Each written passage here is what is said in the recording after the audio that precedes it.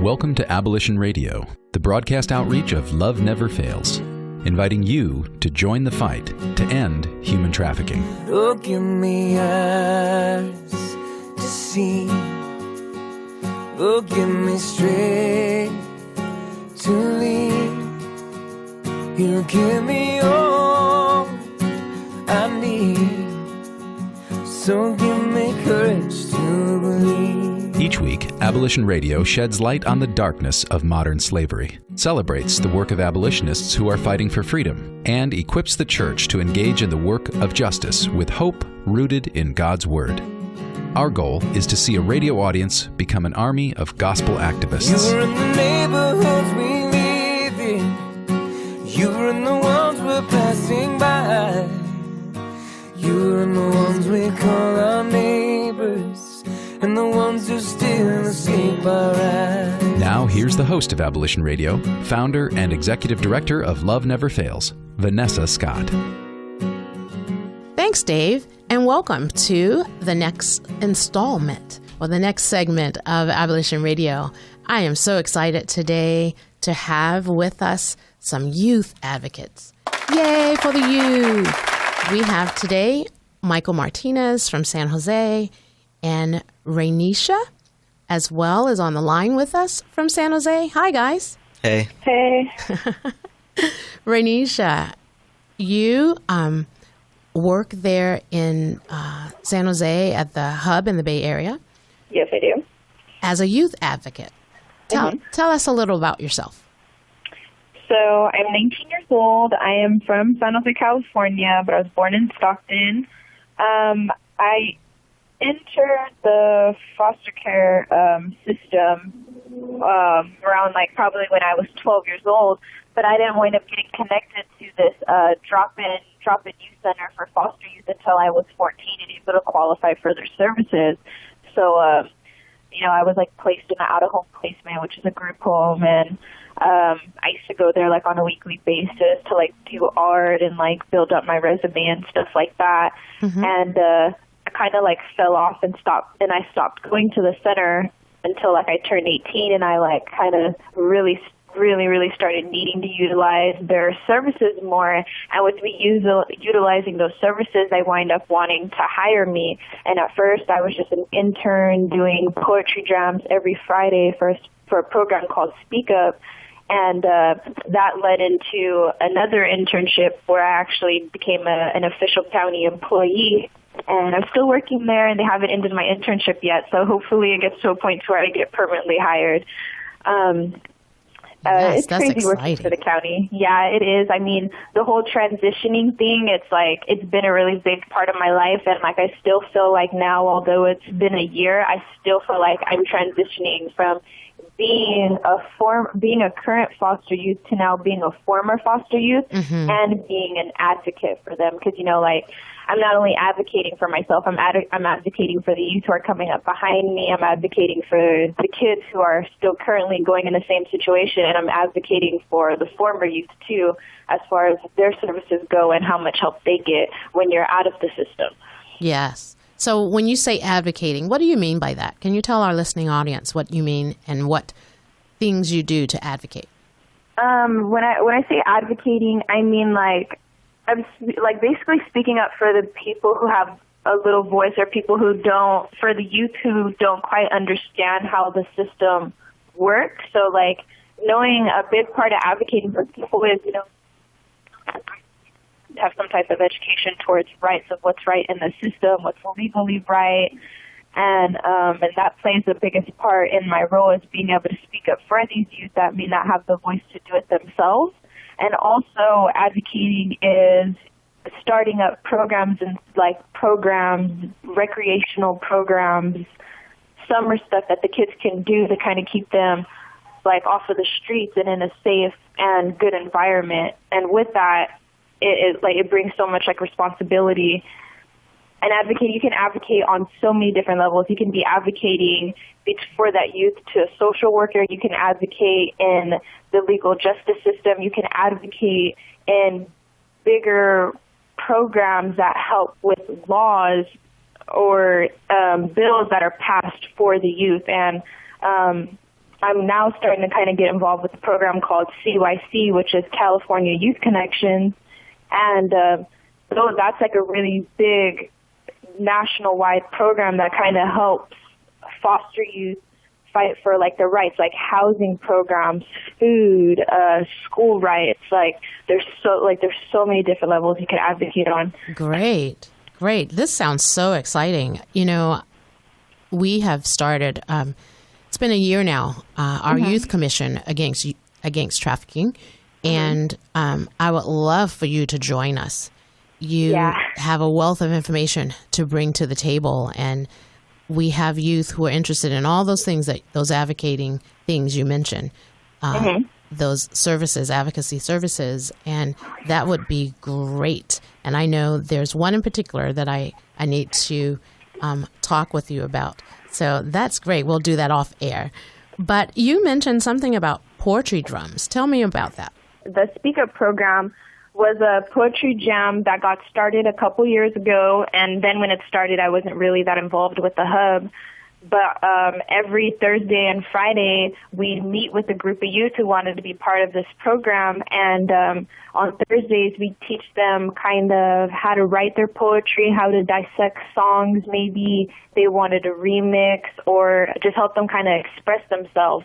And it wasn't only just like a poetry jam and kids kind of got there and express themselves. We actually used Speak Up to kind of express kind of like what's going on in the system and society today, or last year then, and how it impacted us and what we wanted to do to change that.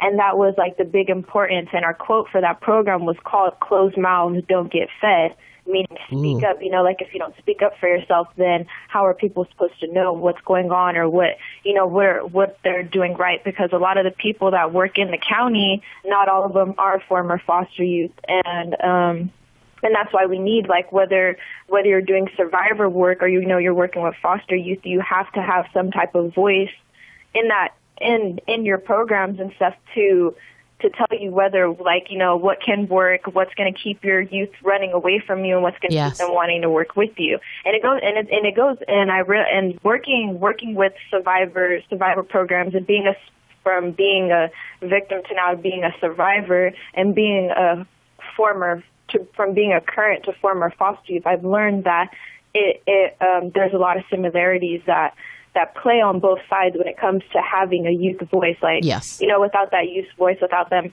not speaking up for themselves or having someone to help them speak up for themselves, then you're not gonna be implementing the right things or kind of even have an understanding of what it would be like. Wow, that is so true. We definitely have to talk about these poetry jams. Me being the artsy one, really love the fact of giving youth a voice and allowing them space to share, what's on their hearts and their stories, right? Now, you mentioned something else regarding your work with group homes and your own experience. We hear a lot in the space of trafficking, particularly today, that the foster care system or foster homes are a breeding ground for recruitment of young people. Yeah. Can I ask you, did you find that to be true? No, I didn't find it to be true. I just say that when you're in the foster care system and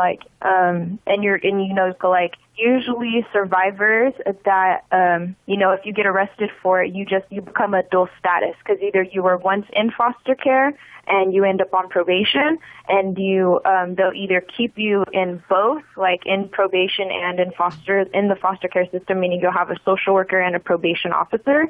That's dual status. But the issue when you're going into a group home is these girls, they don't identify themselves. So if the girls, young girls are being recruited by other young girls. And this is something I never experienced, but I have, like, working at the youth center, I have had girls come up to me and ask me questions like, are they trying to get me out here and try to do these type of things? And I tell them the type of things that they should watch out for, things that they should listen to. And I can say the only reason why it's happening is because, like, we're training the group home staff to watch out for these issues, but you're not teaching the young girls anything, and those are the ones that need to know what to look out for, right. what a young recruiting girl might look like, or what type of questions she might ask you, or what type of friends she might hang out like, compared to them only training the group home staff. Right. And that's what we need more of, especially like right here in like the South Bay area. Well, just let me know, and I will come and do some training for you if that's what you need. So you're saying that was not your experience as a person who has lived in a group home or been a foster youth, but in your advocating today, you do come upon that situation. Yeah, and some of the girls, that's how they're being introduced to it. And I don't think that it's really solely just those young girls. Exactly. I think it's their traffickers telling them to recruit girls from their group home. Yes. And, and they think that, I'm going to AWOL with this girl, and we're going to go out and we're going to hang out, and then they end up in some life-threatening situation, not knowing what to do.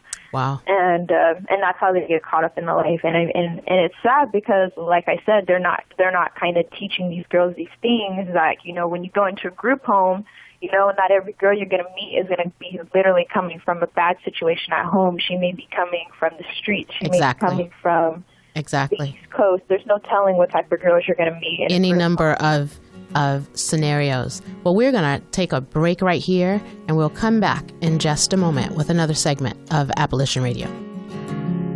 We'll be back with more Abolition Radio right after these messages.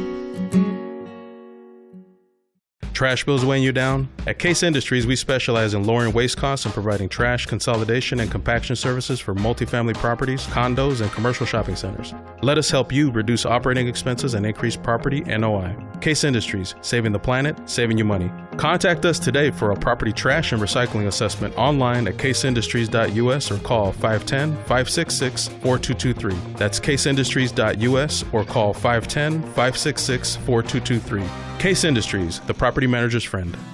Hi, I'm Sandra Herrera, CEO of Case Industries. I've found that many employers are looking for ways to help the community but don't know how. I encourage you to consider supporting Abolition Radio as a corporate sponsor. Love Never Fails offers all the resources necessary to help young women and men overcome the trauma of exploitation and abuse. And that's why I'm proud to have Case Industries supporting Abolition Radio. Welcome back to Abolition Radio, where you are invited to join the fight against human trafficking.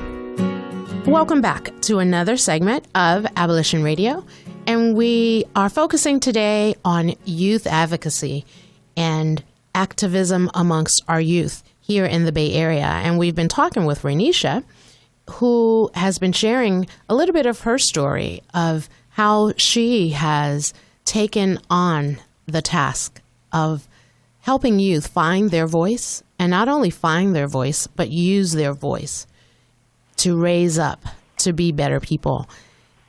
And so, Ranesha, can you tell us what would you like to leave with young people today? Anything is possible if you try and you put your mind to it. It doesn't matter the circumstances, where you come from, how you look. If you want it and you have the drive and the ambition to be great, to be successful, then it is possible. And you keep that drive, and you don't let no one take that away from you. No one. You don't let nobody tell you. If you be all that you can be and more. And those are the great people in the world. And anybody can be that, whether it's little and and you're city known, or you're known at a state level, or you're known worldwide. It's possible. All things are possible, right? Yes, with God. That's right. Thank you so much for that. That was powerful. That was really powerful to hear that from someone who has overcome herself and who is using her story to help someone else. Thanks so much, Ranesha. I know you have to run, and I but so appreciate your opportunity, the opportunity you've taken, the time you've taken to be here with us today. No problem. Thanks. You're welcome. Thanks so much. And so, Michael, I want to have you join in this conversation. Tell us, what brought you to work in this field of trafficking? What is it that sparked your interest? So my dad was a human trafficking detective for San Jose Police Department, and he would come home and he would tell me these stories of people who were broken on the streets and who were struggling with this, and I wanted to learn more about it. So we would talk, and he would tell me different things, and he would just teach me different stuff about it. And then I got involved with Love Never Fails, and I would go and table for them, and I'd learn more stuff, and I'd work with him on it, and it was really interesting. Very cool. I remember those first days. And of course, we love your dad and the work that he does in law enforcement. But when I first met you, and you were one of my first interns, even before there was a youth commission against trafficking, you were so eager to find out everything and to go here and do that. And did you find that, say, coming to events, or whether it's a tabling event or a conference or whatever, that you learned from that process? Yeah, definitely. I learned what I could do as someone who's not 18, can actually go out and actually help people physically. I could help them with my voice and just my presence and being there as a youth male. It's very strong to do that. In particular, a youth male. Good job. Good job. Yes. I'm glad you said that you learned things along the way there, because I know that was the same with me when I first started in this space, going to various events and hearing the statistics, hearing the ways to help someone, to reach out to help someone. And I like what you said, to be a voice for those who don't have a voice, or have a voice and maybe don't know how to use their voice. Yeah. Great job. So what are some of the things that you have done, let's say, because this is not something that you have to do for school, right? Right. For community service. I know there are a lot of youth who do choose to do this work for community service, but you just chose to do it out of your heart, huh? Yeah, I like helping people, and when I know that there's something huge going on and it's wrong, and there's something that I can do to help, I'd love to go hands-on and help people with that.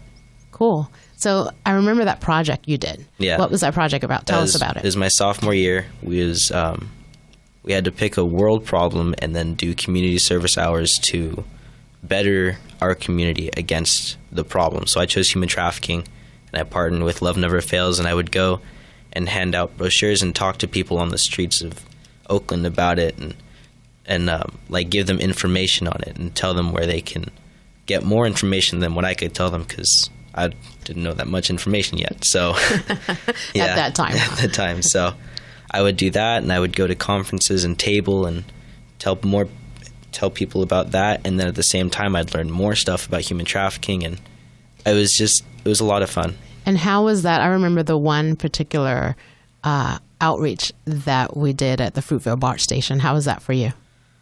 It was good. I liked it. It was a little, different? It was different. It was very different. So it was good. Good.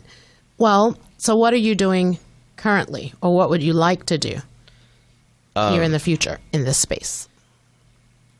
I can't wait until I turn 18 so that I can actually go out and help people physically, because that's, ever since I heard about human trafficking, that's all I wanted to do, was go out and rescue people. But I can't wait for that to happen. But, there's a method to that madness. Yeah. Just don't go out rescuing people. Yeah. Don't advocate for that.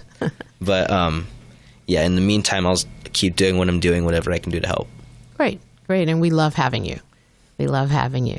So what can you tell me has been, for you, what would you classify as that moment for you that did it? You know what I mean? That moment that was the epitome of everything for you, that really turned it on for you. Like what made me want to help people? Or what in your helping In all of the times, all the things that you've done, what is that one that stands out to you? If you can name one. I think when we went to a poetry slam or like open mic in Oakland, I think it was. Yeah. That was really, really powerful. I went there not knowing what to expect, and I went there and like my jaw just dropped, and it was crazy, and that put more fuel on the fire. Cool. You know, Ranesha was just mentioning the poetry slams, and I remember that one. It was called the Open Mic. It was during Sexually Exploited Minors Advocacy Week last year, and you were there. That's right. Yeah. And so that did it for you, huh? It did. It was insane.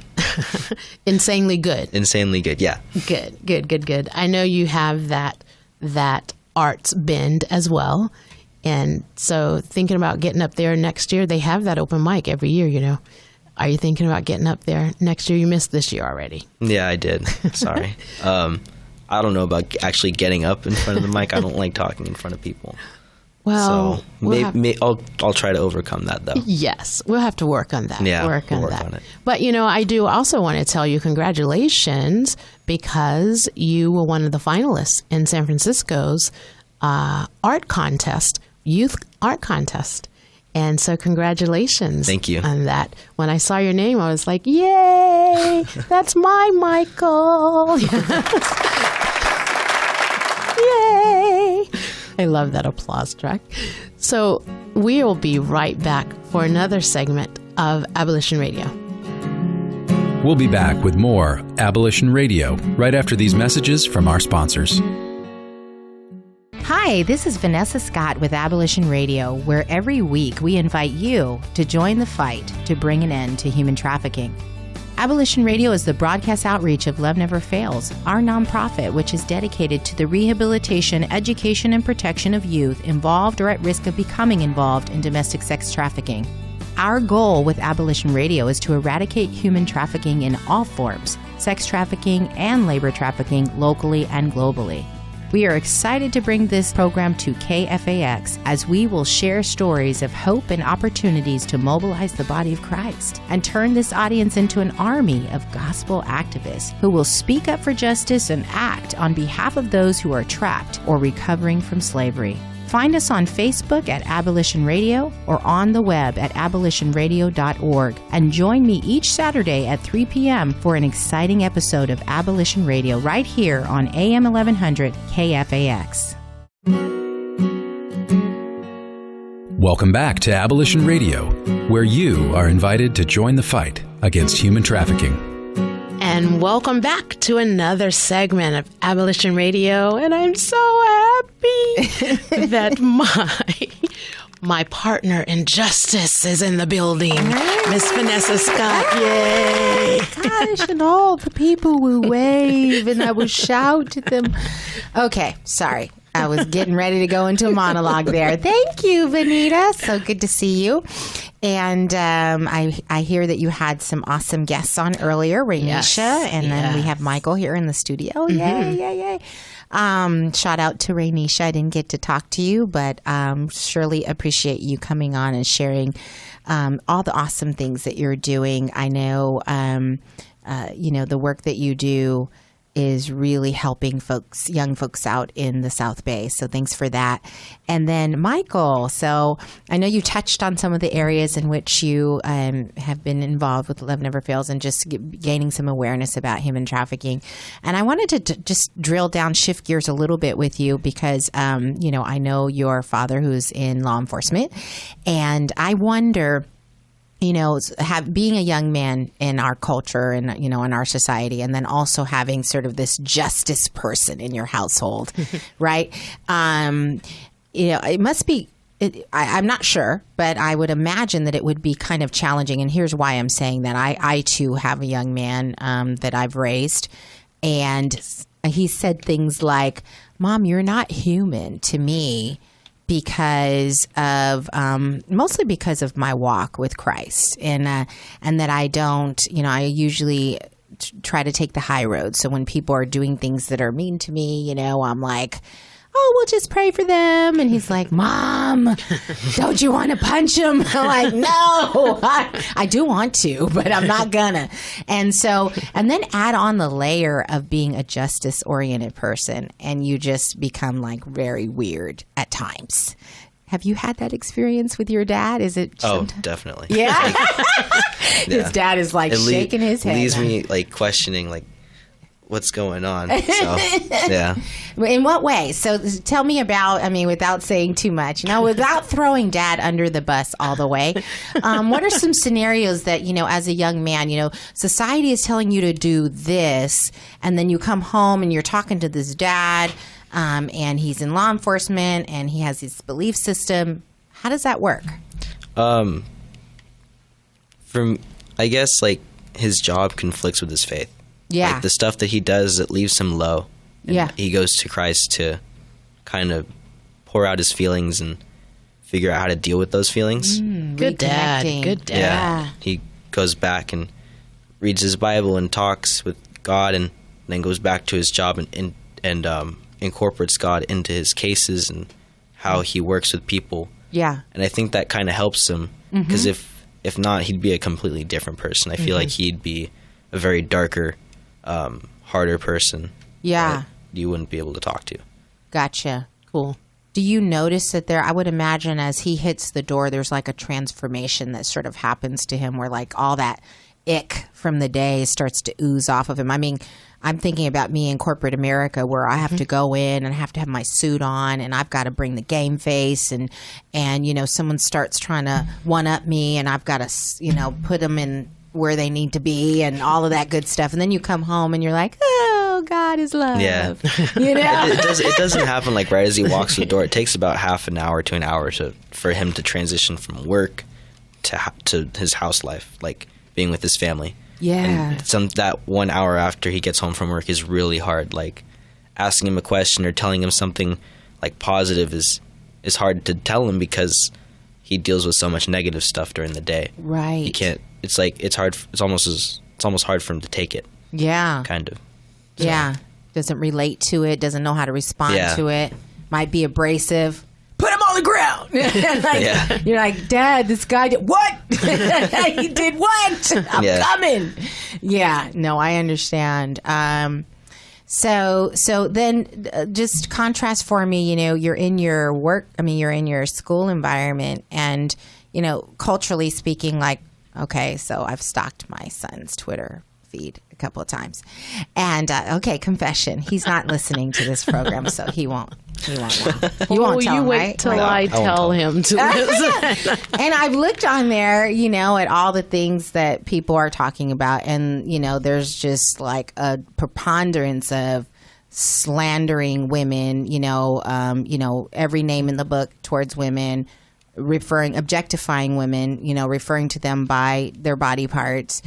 And also just general, like what I've noticed, and that was true, like, back in my day, we had all kinds of Two Live Crew and all kinds of stuff that was just totally inappropriate. But one thing I also have noticed on the feed is like laughing at people's misery in a very big way. Like somebody is, let's say someone's being jumped by 20 people and they're like, whole face is blasted open or they're being raped, and people are videotaping it and laughing. And so I would imagine that it would be really hard for you as well. And I'm wondering how you, kind of get all of that off you as you come home. But I don't know. Maybe you're not experiencing that. Yeah, I do.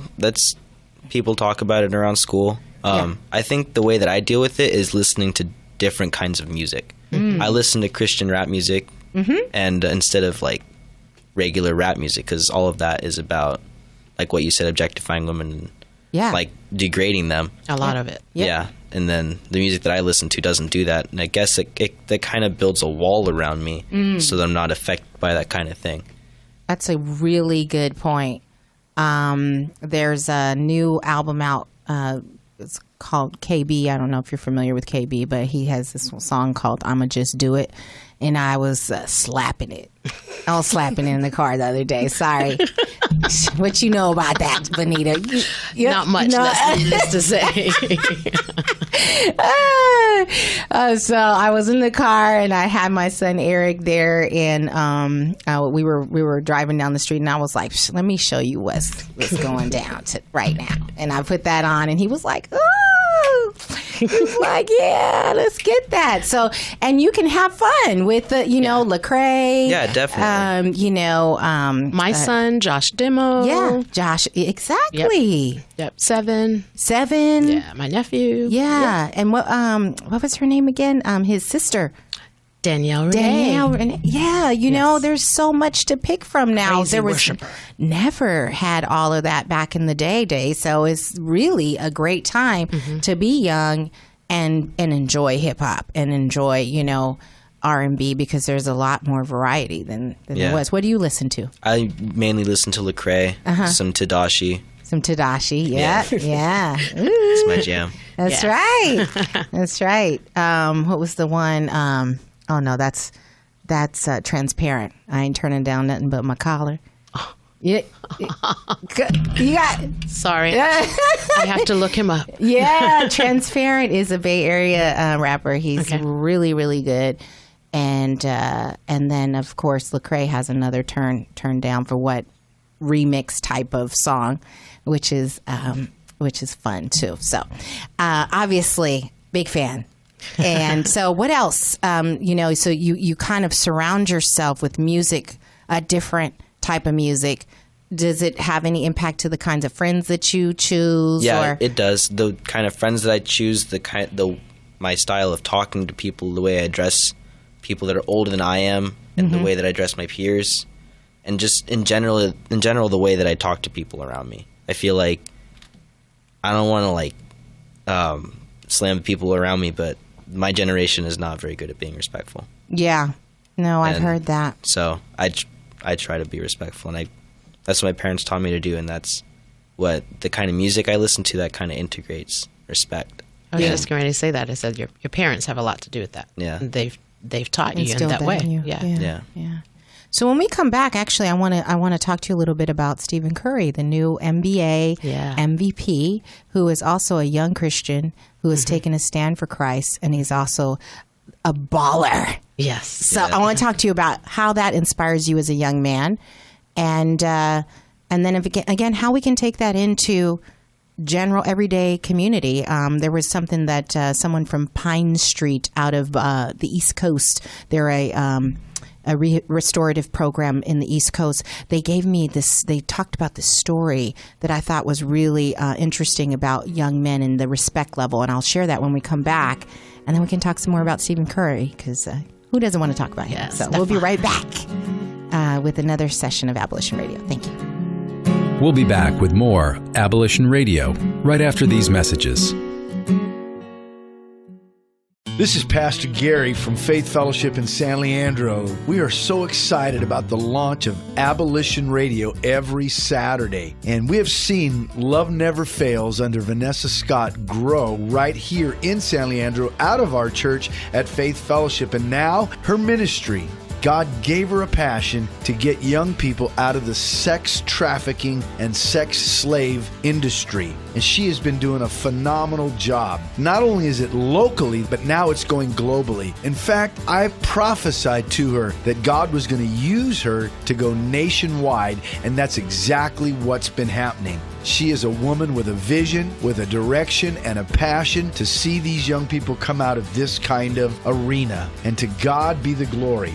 Join with her every Saturday on Abolition Radio to hear what she has to say and then become a part of what she's doing. AbolitionRadio.org. Love never fails. Welcome back to Abolition Radio, where you are invited to join the fight against human trafficking.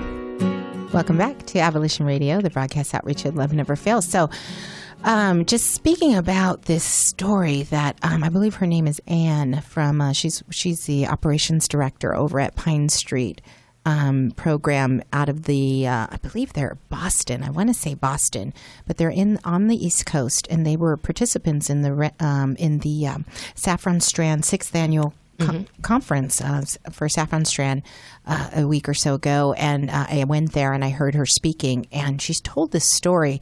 And what I really liked is the people that were there were getting real about and like started telling on themselves about their own. Like she came right out and she's like, I'm learning about my white privilege, and I'm educating myself.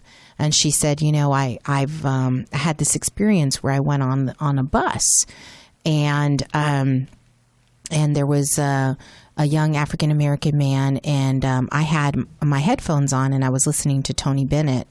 And the young African American young man, he had his phone on, but he had confessed to everybody in the bus that he had lost his headphones, and so he was playing his rap music out loud, and it was really, really loud. And she was like, she said she pulled out one of her earplugs, and she was like, "Would you mind turning down your radio just a little bit?" And he was like, "Mm-mm." He shook his head like, "No, I'm not doing it." And she was like, "Could you please just a little bit?" And he was like, "No." And so, and this conference, by the way, is all about homelessness and trauma and the kinds of impacts that it has on people, and in particular young people. So this is somebody who has some training and some background in this regard. But so she, you know, she said to him, "You know, what I'm listening to is Tony Bennett. And it's a lot like lower than what you're, you know, like the sound is a lot, the volume is a lot lower. Just his style is a lot lower than what you're listening to." And she was like, "Do you want to hear?" And he was like, "Sure." And so she put her earbud in his ear, and he listened. He's like, "Okay, pretty good." And then she took her earbud back, and he said, "For you, I'm going to lower my music." And he lowered the music down. And as she was getting ready to leave, he said, "You know what? You're a sweetie," to her. And she said, "You know what? You're a sweetie." And she gave him her earphones. And she said her mantra now is that now when she sees an African American man, a young man, that she would have, and she was open about this, she would have gone to the other side of the street or avoided him. She now wonders, does he need a set of earphones, you know, earplugs? And so it's interesting, not advocating for disrespectful behavior, but when you realize that you have this awesome young man of Michael who has parents that are training him up in the way he should go, and the kind of young man that can be produced when there's that kind of training and that kind of safety at home, and then knowing that there are other people that don't have that, and the world is pretty much teaching them how to be men. And so that's what we're all about. We're trying to come in and be that pseudo family that's missing. And so with that in mind, I'd love to hear from you about, you know, how, you know, what are your suggestions, knowing what you've come from and knowing that some do not have that? What would you say about what young men need, or ways that they can maybe move forward out of that disrespectful way into what you've learned? I think changing your view on what a man is supposed to be. A man is not someone who has lots of women and fancy cars and like orders everyone around like in a disrespectfully. I think a man is someone who can admit wrong and then work for his money and not have to, like, I don't know how to say it, hustle and, like with illegal substances or something.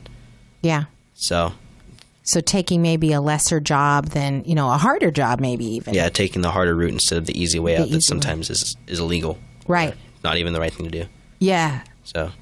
Yeah, well, and you know, this ties in really, really well with Stephen Curry, in that, you know, here's a man who is clearly understands sacrifice, right? You don't get to the position that he's in by taking the easy route. You know, he's put in work.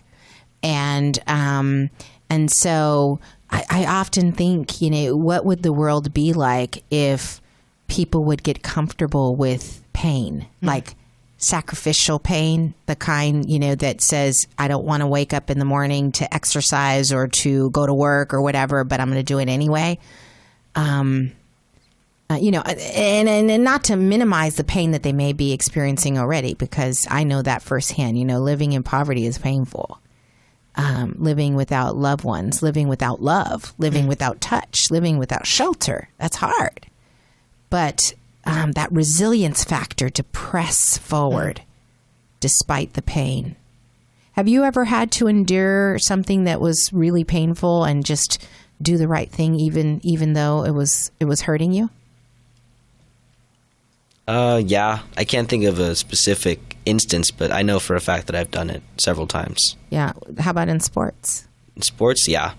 Yeah. Physically and mentally, and it's yeah. You have to push through, right? You have to push through hard. Michael's a wrestler, so I can just imagine.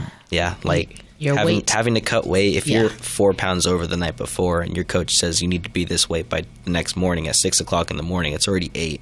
You kind of have to say, well, I'm going to push down this urge to eat tonight, and I'm going to have to go for a really long run and work all night long to get to this weight. And you have to push through that even though you might not want to.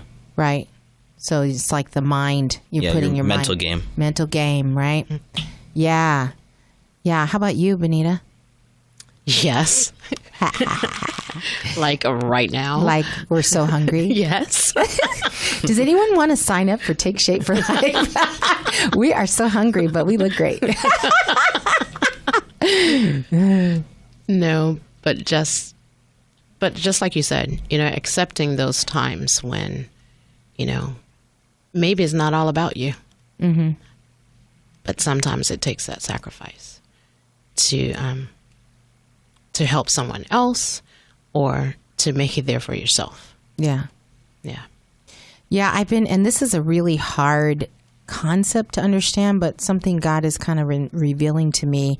And it started with a few words that Pastor Dave Sylvie from Lift Ministries spoke in his sermon a couple weeks back. And he said, you know, he was talking about just dying to self. And this message came to me, and it's called Just Die. And it just talks about that sacrifice. And it's a hard concept because on one hand, you don't want people to roll over and accept abuse. Right. And it's not an disempowering message. Just die, just deal with being in pain, just be abused. No. But it's like, what can you do in terms of not going after the material things in this world? Right. To set your family up. Maybe, you know, I think of families that work 2 and 3 jobs. I know so many people who immigrate here from other countries and they work 2 and 3 jobs so that their family have a better life. And they may not ever really rest the way they're supposed to, but their kids graduate from college and their grandchildren may be able to survive. And there are many of those families who are from right here. They don't even have to have immigrated here. Right. Same scenario, you know? Yeah. Yeah. Yeah. Yeah. So, and what parent wouldn't give their all for their child to succeed in whatever it is? Yeah. But I think it's a new I think it can be, especially in urban communities, this concept of denying yourself, the Jordans, right. Denying yourself, you know, how many times have you heard people that are car rich and house poor, you know, buying that Mercedes before you buy a house that everybody can live in? And I saw a post on Facebook earlier today, and it was somebody saying, "I'm so mad. I work at the welfare office, and I'm helping people fill out paperwork, and they're coming in Jordans and this and that I don't have." And I just thought, you know, that's the wrong way to look at this, because who knows how they're getting those Jordans, and it's not something for us to covet. You know, it's like the point is you've made a decision, the route that you want to take to provide for your family, and it's okay. It's going to pay off in the long run. So we'll be right back with another session of Abolition Radio. We'll be back with more Abolition Radio right after these messages from our sponsors. Trash bills weighing you down? At Case Industries, we specialize in lowering waste costs and providing trash consolidation and compaction services for multifamily properties, condos, and commercial shopping centers. Let us help you reduce operating expenses and increase property NOI. Case Industries, saving the planet, saving you money. Contact us today for a property trash and recycling assessment online at caseindustries.us or call 510-566-4223. That's caseindustries.us or call 510-566-4223. Case Industries, the property manager's friend. Hi, I'm Sandra Herrera, CEO of Case Industries. I've found that many employers are looking for ways to help the community but don't know how. I encourage you to consider supporting Abolition Radio as a corporate sponsor. Love Never Fails offers all the resources necessary to help young women and men overcome the trauma of exploitation and abuse. And that's why I'm proud to have Case Industries supporting Abolition Radio. Welcome back to Abolition Radio, where you are invited to join the fight against human trafficking. And welcome back to Abolition Radio, the broadcast outreach of Love Never Fails. So we were just chatting here during the break about really the way in which culture and society really is teaching us not to be human, you know, about valuing things over people and status over ourselves and, you know, these cars and these things. And we see it so much with the population that we serve. Yes. Not only just with youth that are high risk, but with people that are being exploited or have been exploited. It's like the whole identity, right? Mm-hmm. That the whole identity is found in things. You know, I keep my hair did, and you know, I keep my nails on, and you know, and it's like I understand that because I was actually part of that. That's the life I lived as well. And it did nothing for me. Mm-hmm. So, you know, the more that we can, like you said, Benita, I think just empower and bring insight to the value that each of us, the intrinsic value that each of us bring to the world. I think the more we'll see people get free of that. That's a different kind of slavery, really. Yes. You know? It's a mindset. Slavery of the mindset. Slavery of the mind. I think that might be a preach. Oh, okay. Well, I think we're going to transition. Thank you so much, Michael. Yeah, no problem. You're Thank awesome. you, Michael. Thank you. And I love your hair. You can't see in the studio. Did you guys talk about this already? No, we did not. But Michael is sporting the Frohawk mohawk. But they'll see on the picture if they go to abolitionradio.org. Yes. So we want to invite you to like a couple of pages, right? So like our Abolition Radio page. Yes. Like our Love Never Fails page. Yes. We're at like 977 likes. Come on, get us to 1,000. Come on, get us to 1,000. Yes. Speaking of caring what everybody thinks. But anyway, that's just to keep you informed. Yes. And of course, go to our loveneverfailsus.com website for more information on all of our programming.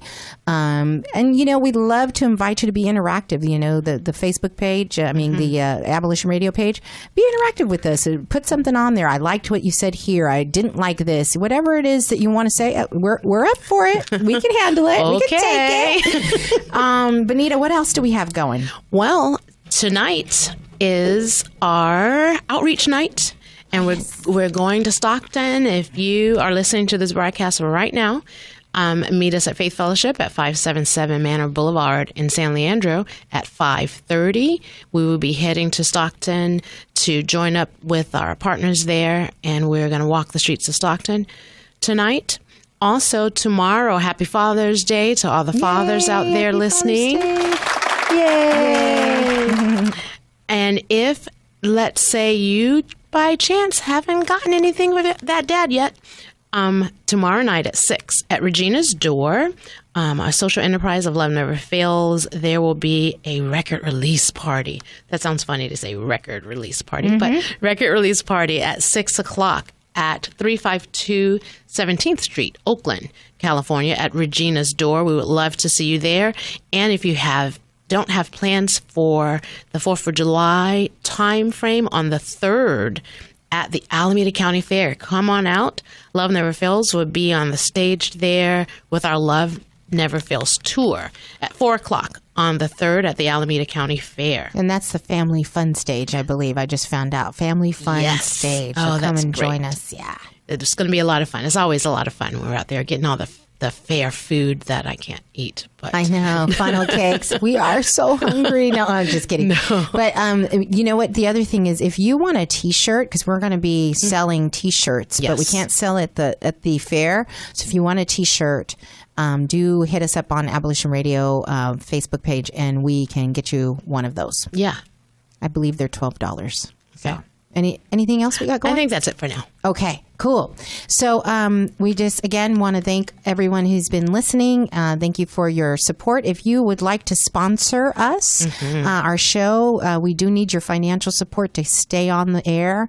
We actually had a couple of donors that kept us through June, so we really need your help. If you think this is valuable and important, reach out to us and we can talk to you about our sponsorship opportunities.